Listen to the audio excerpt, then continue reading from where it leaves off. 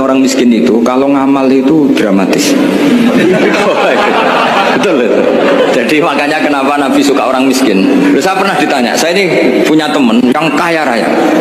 Dia biasa ngamal 1 miliar, 2 miliar. Dia nggak terima sama fatwa saya, Gus kenapa Anda masih muji orang miskin? Ngamalnya tuh banyak saya sekali ngamal bisa 1 miliar, setengah miliar. Tapi kata saya, ngamal kamu itu tidak dramatis, nggak seru kata saya.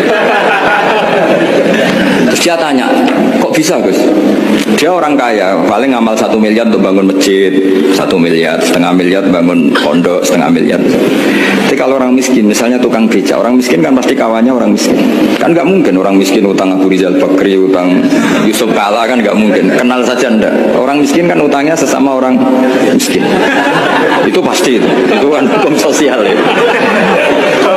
Nah ternyata itu hari itu anaknya tidak makan, hari itu istrinya mau kelahiran, utang sesama miskin, diutangi 50.000. Tapi uang ini dramatis, kalau hari itu nggak makan mati.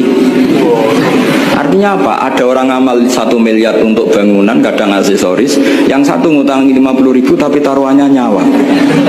Nah sekarang menyelamatkan nyawa sama bangunan keren mana?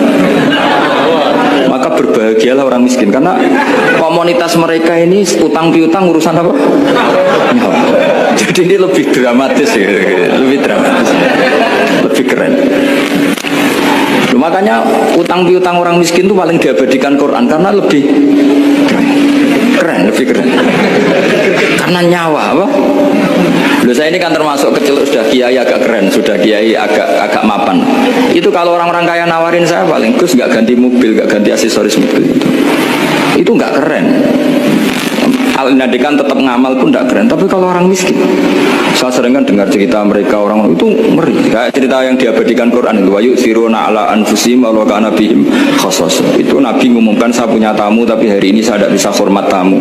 Ada sahabat yang usul, saya ya Rasulullah, perlu dicatat dulu di Arab tuh nggak ada warung, nggak ada GoFood, nggak bisa kamu pesen online terus. Wah nanti delivery gitu nggak bisa.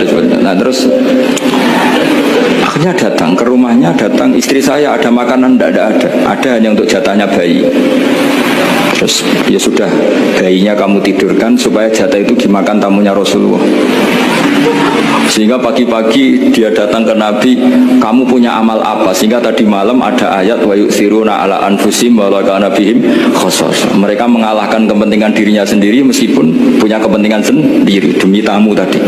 Terus cerita dia, kita tamu tadi malam ya Rasulullah, yang saya sanggup menghormat, sebenarnya saya tidak punya apa-apa, hanya jatah bayi. Itu aja dramatis, bayinya ditidurin dulu, tapi dia disuntik ganja, tidak ditidurin. Ditidurin biasa nanti kan, ditidurin biasa. Terus suami saya pura-pura nemani, lampu dimatikan. Nah mungkin tamunya saking laparnya gak penting mikir itu, yang penting makan aja. Jadi maka sebetulnya orang-orang miskin itu tidak usah hiru, wah itu orang kaya bisa ngamal masjid 1 miliar, 2 miliar. Tetap ngamalnya ini sesuatu yang tidak mendesak. Tapi sesama orang miskin, kalau temannya minta tolong itu mesti dramatis. Istri mau kelahiran, kematian, kelaparan. Wah yang diselamatkan itu seru semua. Artinya gini ya, kalau miskin ya nikmati saja, itu ada peluang untuk menyalip pahalanya orang-orang. Tapi yang kaya ya tetap kaya. Kalau semuanya miskin, nanti yang miskin kerja di mana kalau semuanya miskin?